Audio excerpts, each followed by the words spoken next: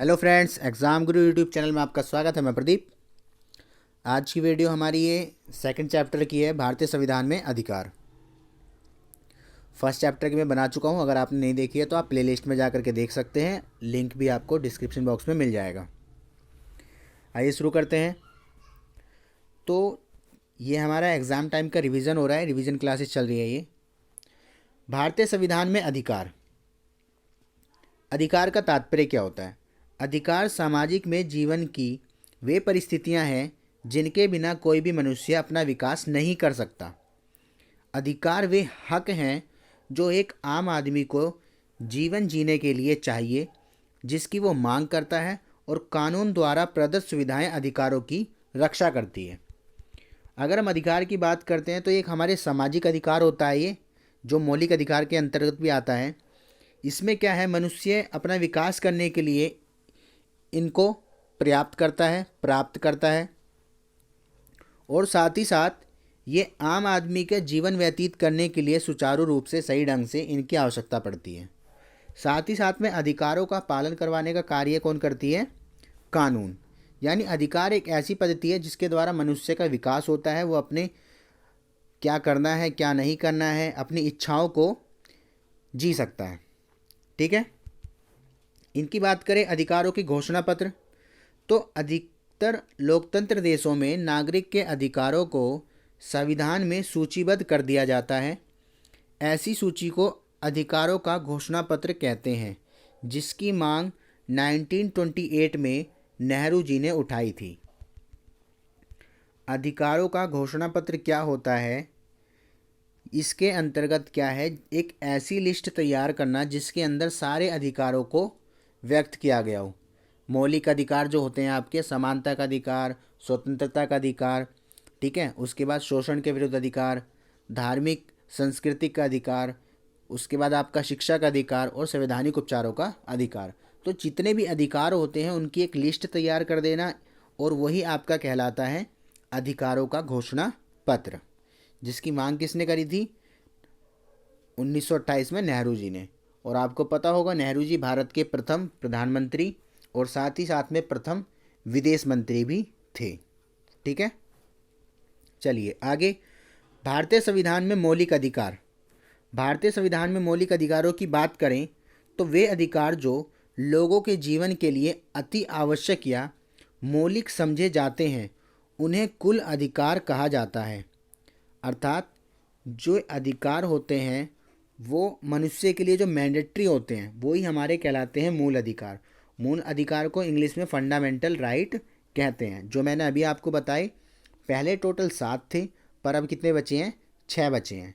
7वां क्या था? Right to assets, यानी कि संपत्ति का अधिकार, उसको हटा करके कानूनी अधिकार बना दिया गया है। भारत के स्वतंत्रता आंदोलन के दौरान क्रांतिकारियों, स्वतंत्रता या नायकों द्वारा नागरिक अधिकारों की मांग समय समय पर उठाई जाती थी। 1928 में भी फिर स्वतंत्रता के बाद इन अधिकारों में से अधिकांश को संविधान में सूचीबद्ध कर दिया गया।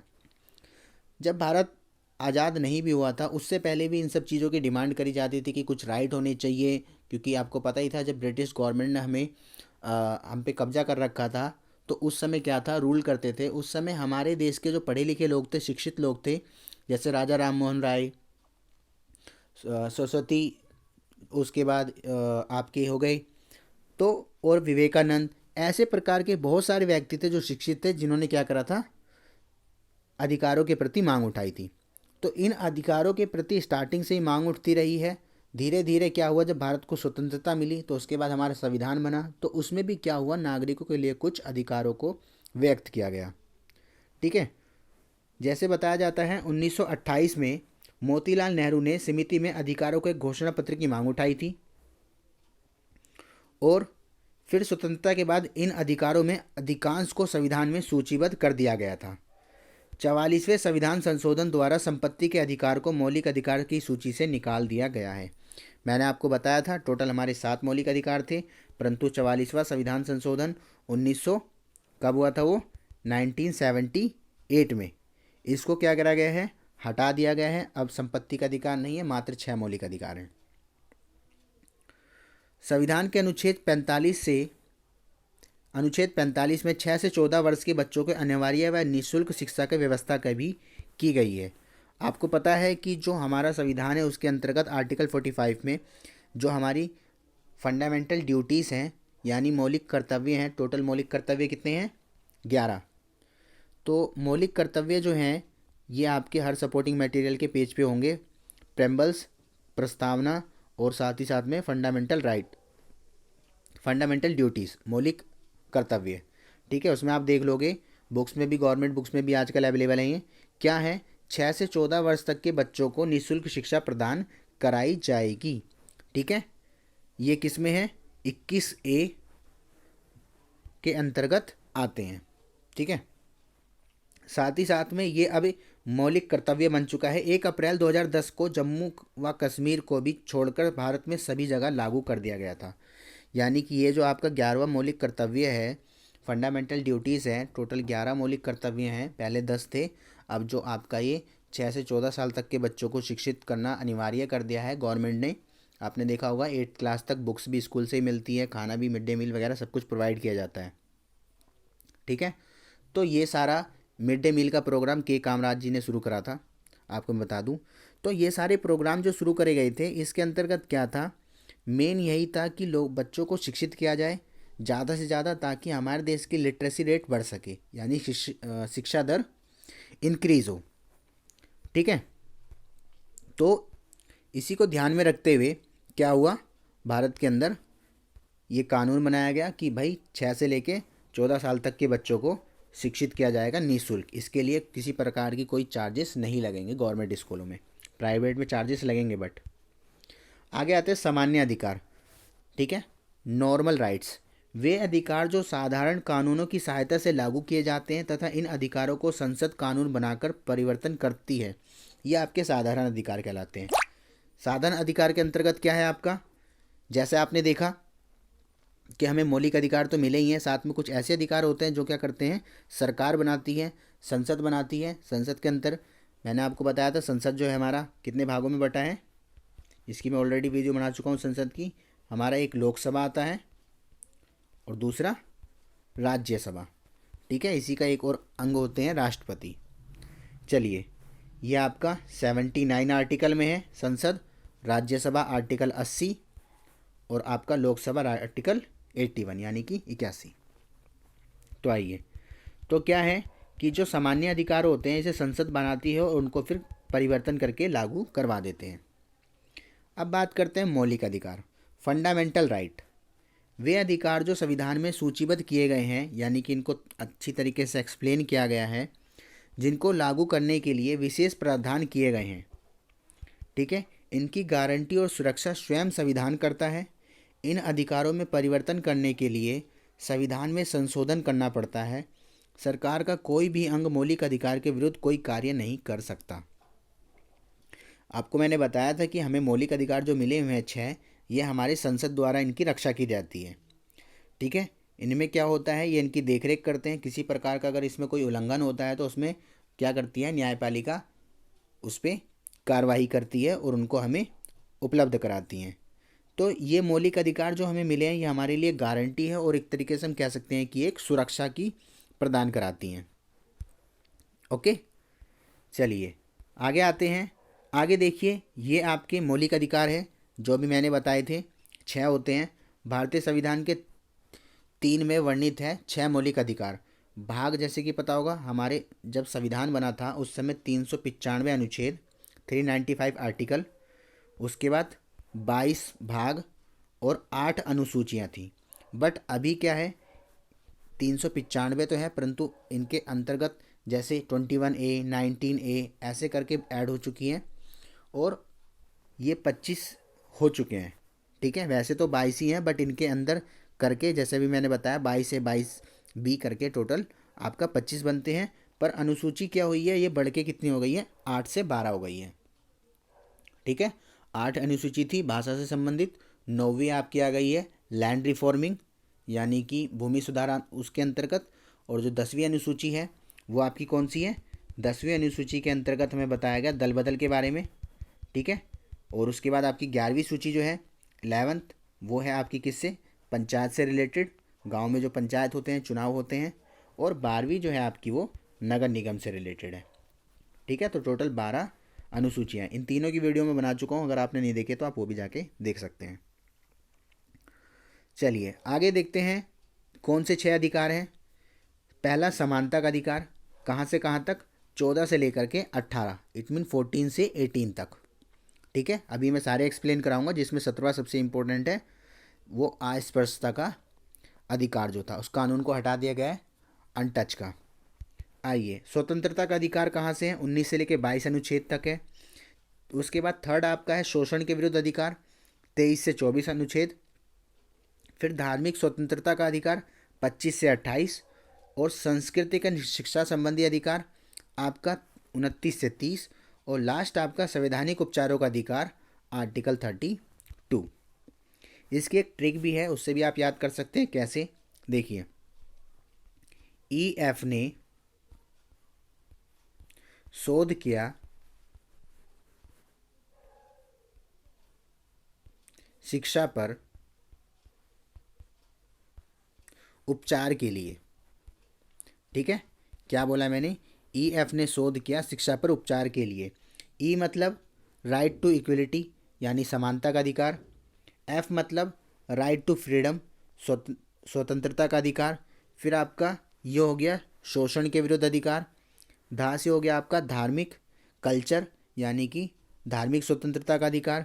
फिर आपका हो गया शिक्षा और संस्कृति से संबंधित, और लास्ट हो गया आपका संवैधानिक उपचारों का अधिकार।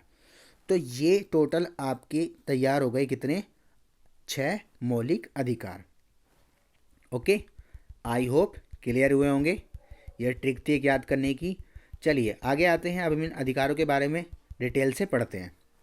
देखिए, पहला क्या है, समानता का अधिकार। अगर हम समानता के अधिकार को पढ़ते हैं तो आप देखेंगे कि इसके अंतर्गत हमारे 14 से 18 तक थे, 14 से 18। 14 क्या कहता है, 14 कहता है गारंटी, कानून, समता और समान कानून सुरक्षा प्रदान कराने के लिए बिना भेदभाव।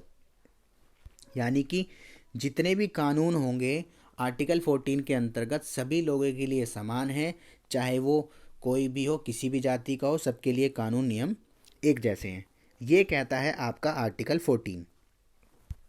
ओके, आर्टिकल 15 की बात करें। आर्टिकल 15 क्या कहता है, सरकार धर्म, जाति, लिंग और जन्म स्थान के आधार पर भेदभाव समाज की स्थापना नहीं कर सकती। यानी किसी भी व्यक्ति से जाति, धर्म या लिंग के आधार पर भेदभाव नहीं किया जाएगा। ठीक है। आर्टिकल 16 क्या कहता है, सार्वजनिक नियुक्तियों में अवसर की समानता। यानी कि जितने भी सार्वजनिक अपॉर्चुनिटी होती हैं उसमें सभी लोगों को समानता मिलेगी। सार्वजनिक का मतलब हो गया, जैसे कि आप सोच सकते हो कोई भी पब्लिक व्हीकल है तो उसमें हर कोई प्रयोग कर सकता है। उसके बाद आपका पब्लिक एरियाज़ हो गए, पब्लिक लोकेशंस होती हैं, तो ये सब चीज़ों पे हर कोई व्यक्ति क्या करता है, समानांतिक रूप से उपयोग कर सकता है। आर्टिकल 17 जैसे मैंने आपको बताया था, ये किससे था, समाज में छुआछूत की समाप्ति से था। ठीक है, जैसा बताया जाता है पहले छुआछूत का सिस्टम होता था, आप लोगों ने देखा ही होगा, तो उसको समाप्त कर दिया गया है, ऊंच नीच जो होती थी जातिवाद के आधार पर। आर्टिकल 18 क्या है, सैनिक और शैक्षिक उपाधियों के अलावा उपाधियों पर रोक। यानी कि कोई अपने आप की उपाधि धारण नहीं करेगा, उपाधियों का अंत कर दिया गया है आर्टिकल 18 में। तो ये थे आपके समानता के अधिकार, जिसे हम समता का अधिकार भी कहते हैं, इंग्लिश में राइट टू इक्वलिटी। ओके, चलिए नेक्स्ट है स्वतंत्रता का अधिकार, जिसे हम कहते हैं राइट टू फ्रीडम। ये 19 से 22 तक है। इसमें देखिए क्या है, 19 आर्टिकल कहता है भाषण और अभिव्यक्ति को संघ बनाने, सभा करने और भारत भर में भ्रमण करने, भारत के किसी भी भाग में बसने और स्वतंत्र पूर्वक कोई भी व्यवसाय करने में पूर्ण आज़ादी है। यानी कि आप भाषण दे सकते हैं, आपको अभिव्यक्ति का अधिकार है, आपको अभिव्यक्ति मतलब बोलने का, और आपको भ्रमण करने का अधिकार है, और आप स्वतंत्रिक रूप से किसी भी भाषा और व्यवसाय का प्रयोग कर सकते हैं। ठीक है। आर्टिकल 20 क्या कहता है, अनुच्छेद 20, अपराध में अभियुक्त या दंडित व्यक्ति का संरक्षण प्रदान कराना। इसका मतलब ये है कि अगर कोई व्यक्ति अपराध करता है तो उसको दंडित किया जाएगा और उसका संरक्षण भी किया जाएगा। ठीक है। नेक्स्ट आर्टिकल 21 क्या कहता है, क्योंकि हमने बताया था इसके अंतर्गत 22 तक है। आर्टिकल 21 कहता है कानूनी प्रक्रिया के अतिरिक्त किसी भी व्यक्ति को जीने की स्वतंत्रता से वंचित नहीं किया जा सकता।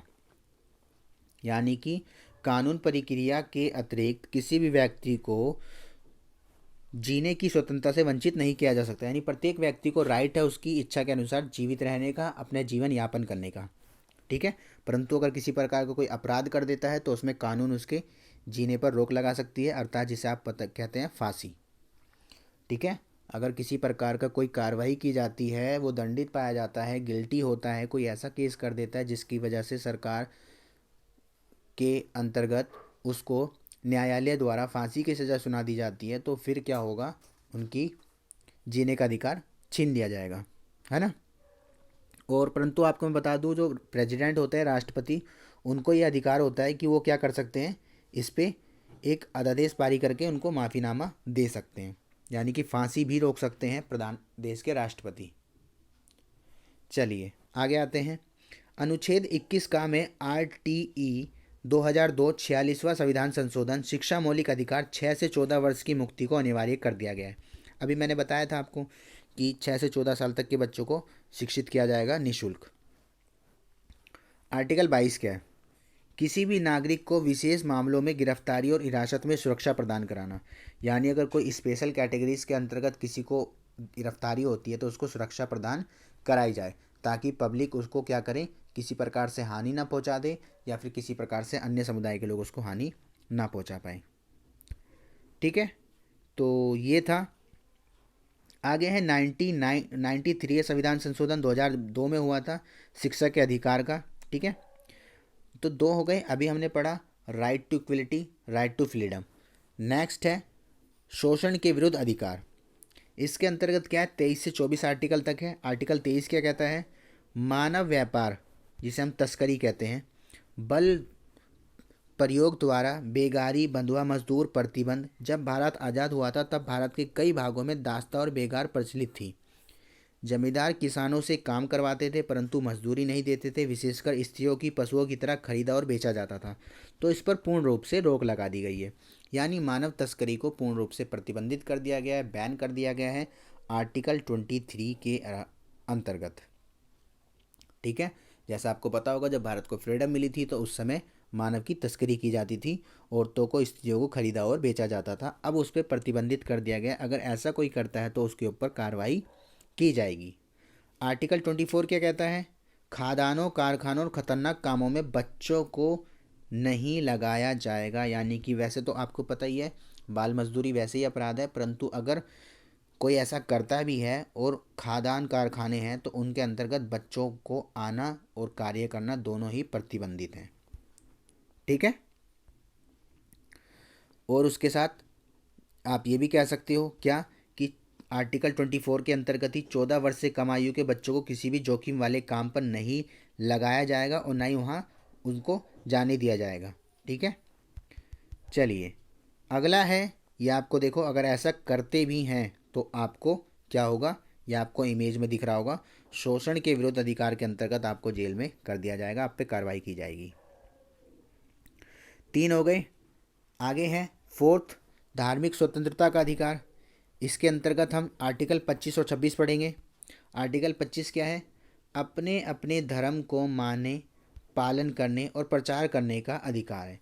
यानी कि अपने धर्म को, जो आपको धर्म पसंद है आप उस धर्म को अपना सकते हैं, मान सकते हैं और उसका प्रचार कर सकते हैं, ठीक है। आर्टिकल 26 क्या कहता है, संगठित इकाई में रूप में धार्मिक तथा परोपकारी कार्य करने वाली संस्थाओं को स्थापित करने का अधिकार। यानी कि जो संगठित इकाइयाँ होती हैं, मिलजुल कर के कार्य करती हैं, वो धार्मिक परोपकारी कार्य करती हैं, तो उनको स्थापित करने की आज़ादी है। यानी कोई भी ऐसे अपनी स्थापना कर सकता है जिसके द्वारा धर्म का विकास हो या वो धार्मिक कार्य कर रहा हो, ठीक है। यानी धार्मिक कार्य करने की आपको पूर्ण स्वतंत्रता है, आप इसमें ये समझ सकते हैं। आर्टिकल 27 क्या कहता है, धर्म प्रचार और धार्मिक संप्रदाय का देख रेख करने के लिए कर देने के लिए मजबूर नहीं किया जाएगा। अगर कोई व्यक्ति किसी धर्म का प्रचार करता है, देख रेख करता है, पालन करता है, तो उसके लिए ये अनिवार्य नहीं है कि उससे टैक्स लिया जाए, ठीक है।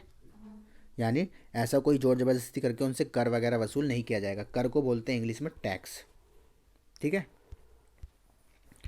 आगे है आर्टिकल 28, किसी भी सरकारी शिक्षण संस्थान में कोई भी धार्मिक शिक्षा नहीं दी जाएगी। जो सरकारी संस्थान होंगे, क्योंकि वो क्या है, धर्मनिरपेक्ष हैं, उनके अंतर्गत किसी स्पेशल धर्म को अधिकार नहीं है कि वो उनको परिचालित करें। ओके, आपका पांचवा है सेकंड लास्ट राइट, कौन सा, संस्कृति और शिक्षा संबंधी अधिकार, आर्टिकल 29 से लेकर आर्टिकल 30 तक। आर्टिकल 29 क्या कहता है, भारत के किसी भी राज्य के नागरिक को अपनी विशेष भाषा, लिपि, संस्कृति को बनाए रखने का अधिकार है। यानी कोई भी व्यक्ति अपनी भाषा, लिपि को बनाए रख सकता है, पूर्ण स्वतंत्रता है। आप किसी भी भाषा में शिक्षा लें या प्राप्त करें या ज्ञान वर्जित करें, फ्री है, आपको छूट है। इसके अंतर्गत भाषा तथा धार्मिक अल्पसंख्यकों को शिक्षा संस्थान की स्थापना तथा उनके प्रशासन को चलाने का अधिकार है। आप अपनी भाषा को, अगर आपकी अल्पसंख्यक भाषा है, जैसे आपको पता ही है मदरसे वगैरह, तो आप अपना इंस्टीट्यूशंस चला सकते हैं और उनमें शिक्षा प्रदान करा सकते हैं। ठीक है, यह आर्टिकल 30 कहता है। तो ये हो गया, जिस पे आजकल बहुत विरोध हो रहा था, सुना होगा आपने। आगे है संवैधानिक उपचारों का अधिकार। संवैधानिक उपचारों का अधिकार के अंतर्गत क्या आता है, आर्टिकल 32, संविधान के जनक डॉक्टर अंबेडकर ने इस अधिकार को संविधान के हृदय और आत्मा की संज्ञा दी थी। संवैधानिक उपचारों के अधिकार को क्या कहा है भाई, संविधान का हृदय और आत्मा कहा है, किसने, डॉक्टर रविंद्रनाथ टैगोर ने। ठीक है, सॉरी, अंबेडकर जी ने, टैगोर कह रहा हूँ मैं, डॉक्टर अंबेडकर जी ने। ठीक है, और उसके बाद मैं आपको बता दूं, जो नेहरू थे, पंडित जवाहरलाल नेहरू, उन्होंने प्रस्तावना को आत्मा कहा है संविधान की। क्या है, अंबेडकर जी ने जो आत्मा कही है वो संवैधानिक उपचारों के अधिकार को कही है, और नेहरू ने प्रस्तावना को कही है। इसके अंतर्गत न्यायालय कोई भी विशेष आदेश जारी करके, रिट कहते हैं जो निम्नलिखित प्रकार के, ये क्या कहते हैं कि संवैधानिक उपचारों को अधिकार है, इसमें न्यायालय को आदेश होता है रिट जारी करने का। ठीक है, रिट मतलब आप कह सकते हो स्पेशल पावर होना। ठीक है, स्पेशल पावर होती है। क्या क्या पावर है, पहला बंदी प्रत्यक्षीकरण, यानी किसी को बंदी वगैरह, हबीस कार्पस वगैरह जो होते हैं। दूसरा प्रामादेश, प्रतिदेश, आधिकारिक परीक्षा और उत्प्रेषण संवैधानिक उपचारों के अधिकारों के अंतर्गत आते हैं। ठीक है, तो ये कुछ 6 दिए हैं। ये बात करें हम, दक्षिण अफ्रीका का संविधान दिसंबर 1996 में लागू हुआ था, जब रंग भेद वाली सरकार हटने के बाद देश गृह युद्ध के खतरे से जूझ रहा था। दक्षिण अफ्रीका में अधिकारों का घोषणा पत्र प्रजातंत्र की आधारशिला है। यानी कि उस समय आपको पता ही होगा, दक्षिण अफ्रीका में भी रंगभेद नीति बहुत ज़्यादा तेज़ी से चल रही थी। तो उस समय जो नेल्सन मंडेला थे, बताया जाता है उन्हें 28 साल तक जेल में रखा गया था। उसके बाद वो फिर पहले साउथ अफ्रीका के काले राष्ट्रपति यानी ब्लैक प्रेसिडेंट बने थे। ठीक है, तो ये दक्षिण अफ्रीका के संविधान में सूचीबद्ध प्रमुख अधिकार कौन कौन से थे, अगर हम बात करें तो देखिए, जैसे कि आपको पता है क्या कि दक्षिण अफ्रीका जो साउथ अफ्रीका है, उनके सूचीबद्ध अधिकार कौन से हैं, गरिमा का अधिकार, यानी उनकी गरिमा होगी, गरिमा मतलब अपनी एक गुडविल होना, रेपुटेशन होना। निजता का अधिकार, प्राइवेट अधिकार। श्रम संबंधी समुचित व्यवहार का अधिकार, स्वास्थ्य पर्यावरण संरक्षण का अधिकार, समुचित आवास का अधिकार, आवास मतलब गृह होता है, स्वास्थ्य संबंधी सेवाएं, भोजन, पानी, सामाजिक सुरक्षा का अधिकार और बाल अधिकार। ये जो अधिकार हैं हमने कहाँ के हैं, ये दक्षिण अफ्रीका के संविधान सूचीबद्ध प्रमुख अधिकार हैं। और देखिए कौन कौन से हैं। अगली बात करें, बुनियादी उच्च शिक्षा का अधिकार, सूचना प्राप्त करने का अधिकार और सांस्कृतिक, धार्मिक और भाषाई समुदायों का अधिकार। ये जो है सारे साउथ अफ्रीका से संबंधित हैं। ठीक है, आगे बात करते हैं। देखिए क्या है, राज्य के नीति निर्देशक तत्व। राज्य के नीति निर्देशक तत्व के बारे में बात करते हैं तो कौन से हैं। देखिए, स्वतंत्र भारत में सभी नागरिकों में समानता लाने और सबका कल्याण करने के लिए मौलिक अधिकारों के अलावा बहुत से नियमों की ज़रूरत होती है। ये मत सोचना कि खाली फंडामेंटल राइट्स मिल गए तो देश का विकास हो जाएगा, और भी कई सारे ऐसे फंक्शंस होते हैं जिसकी हमें रिक्वायरमेंट होती है। We have to need our for our growth and spending our life. और भी कई सारे हमें राइट्स की ज़रूरत पड़ती है। वो कौन कौन से हैं, जैसे कि बात करें DPSP, directive principle of state policies. राज्य के नीति निर्देशक तत्व के तहत ऐसे भी नीतिगत निर्देश सरकार के दिए गए हैं जिनको न्यायालय में चुनौती नहीं दी जा सकती। यानी कुछ गवर्नमेंट के पास ऐसे भी राइट्स होते हैं जो कि गवर्नमेंट उन्हें लागू कर सकती है, पीपल पे, स्टेट्स पे अप्लाई करवा सकती है और उसके खिलाफ का न्यायालय में केस नहीं किया जा सकता, परंतु इन्हें लागू करने के लिए सरकार से आग्रह किया जा सकता है। सरकार का दायित्व है कि जिस सीमा तक उन्हें लागू कर सकती है वो उनको कर दे। ठीक है, आगे प्रमुख नीतिक निर्देश तत्व की सूची में 3 प्रमुख बातें। पहला, वे लक्ष्य और उद्देश्य जो एक समाज के रूप में स्वीकार करते हैं ऐसे होने चाहिए, यानी कि नीति निर्देशक तत्व का कार्य है ऐसा उद्देश्य बनाया जाए, ऐसा लक्ष्य बनाया जाए जिससे देश का विकास हो और लोगों में समानता आए, लोग एकजुट होकर के रहें। सेकंड, वे अधिकार जो नागरिकों को मौलिक अधिकार के अलावा मिलने चाहिए। कुछ ऐसे राइट भी होते हैं ह्यूमन को मिलते हैं जो कि मौलिक अधिकारों से अलग होते हैं। वे नीतियाँ जिन्हें सरकार को स्वीकार करना चाहिए, ऐसी पॉलिसीज़ बनाएं, ऐसी नीतियाँ बनाएं जिन्हें सरकार को भी स्वीकार करना हो और सरकार हम पे लागू भी करवाए। ठीक है, आगे बात करें नागरिकों के मौलिक कर्तव्य क्या हैं। अभी मैंने आपको बताया था कि हमें 11 मौलिक कर्तव्य हो चुके हैं, पहले कितने थे, 10 थे। 1976 में 42वें संविधान संशोधन द्वारा नागरिक के मौलिक कर्तव्यों की सूची 51A का समावेश किया गया है। इसके अंतर्गत नागरिकों के 10 मौलिक कर्तव्य निम्न हैं। ठीक है, मैंने बताया इसमें 10 लिखे हैं, परंतु अभी कितने हैं, 11। एक और हो गया शिक्षा से संबंधित, ये आप गवर्नमेंट स्कूल की जितने भी अब बुकें आती हैं, सरकारी बुकें, उसके अंदर दिया होता है। पहला, संविधान का पालन करना, ये 10 के 10 आप याद कर लो और हमको करना भी चाहिए ये। ठीक है, हमारी फंडामेंटल ड्यूटी है ये, संविधान का पालन करना। राष्ट्रध्वज राष्ट्रीय गान का सम्मान करना। राष्ट्रीय आंदोलन को प्रेरित करने वाले आदर्शों को हृदय से संजोए रखना, उनका पालन करना। ऐसे आंदोलन जो कि हमारे आदर्श के लिए इम्पोर्टेंट है, यानी हमारे ग्रोथ करने के लिए हमारे लिए आइडियल होते हैं, उनको हमें संजोए रखना चाहिए। आगे बात करें, नेक्स्ट है, उसके बाद नेक्स्ट आपका आता है कौन सा, कि भारत की संप्रभुता, एकता और अखंडता की रक्षा करना, यानी कि आपका कर्तव्य बनता है कि भारत की जो रेपुटेशन है बनाए रखें, एकता रहे और अखंडता रहे। अखंडता का मतलब होता है जो विभाजित ना हो सके, एकजुट होकर के रहना। राष्ट्रीय रक्षा सेवा के लिए तत्पर रहना, हमेशा देश के लिए कुर्बान होने के लिए तैयार रहना। आपका भी कर्तव्य बनता है कि आप इस देश के नागरिक हैं तो आपको इस देश की सेवा करनी चाहिए। आगे बात करें, नेक्स्ट है क्या, नागरिकों में भाईचारे का निर्माण करना, यानी कि सभी लोगों को एक साथ मिल करके भाईचारे के साथ रहना। हमारी सामाजिक संस्कृति का गौरवशील परंपरा के महत्व को समझते हुए और उसको बनाए रखते हुए कार्य करना, यानी आपको क्या करना है, हमारी जो संस्कृति है गौरवशील है उसको एक्सेप्ट करना और उनको बनाए रखना। 7th कौन सी है, 7th है आपकी प्राकृतिक पर्यावरण का संरक्षण करना। जो आपको नेचुरली चीज़ें अवेलेबल हुई हैं उनको, इन्वायरमेंट को प्रोटेक्ट करें, पोल्यूटेड ना करें। आगे वैज्ञानिक दृष्टिकोण, मानववाद और ज्ञान अर्जन तथा सुधार की भावना का विकास करना, यानी वैज्ञानिक दृष्टिकोण होना चाहिए आपका, हमेशा ज्ञान अर्जित करें और मानवतावाद आपके अंदर हो, यानी कि एक मानव शक्ति होनी चाहिए। सार्वजनिक संपत्तियों को सुरक्षित रखें, स्वच्छ भारत अभियान को सफल बनाए रखें और हिंसा से दूर रहें। सरकारी संपत्ति को स्वयं की संपत्ति समझ के रक्षा करें, ना कि उसकी तोड़फोड़ करें या घर में उठा लाएं, ऐसा नहीं। ठीक है, सरकारी संपत्ति को सार्वजनिक संपत्ति समझकर उसकी सिर्फ रक्षा करनी है, घर उठा के नहीं लाना। आगे बात करें, स्वच्छ भारत अभियान के अंतर्गत साफ सफाई रखनी है। और 10th क्या है, व्यक्ति और सामूहिक गतिविधियों के सभी क्षेत्रों में उत्कर्ष और बढ़ाने का प्रयास करना। जो सामूहिक गतिविधियाँ होती है यानी जो ग्रुप में की जाती है उसमें हमेशा क्या करना, पार्टिसिपेट करना। ठीक है, देखिए नीति निर्देशक तत्व मौलिक अधिकारों में संबंध, दोनों एक दूसरे के पूरक हैं। जहां मौलिक अधिकार सरकार के कुछ कार्यों पर प्रतिबंध लगाते हैं, वहीं नीति निर्देशक तत्व कुछ शक्तियां प्रदान कराते हैं सरकार को।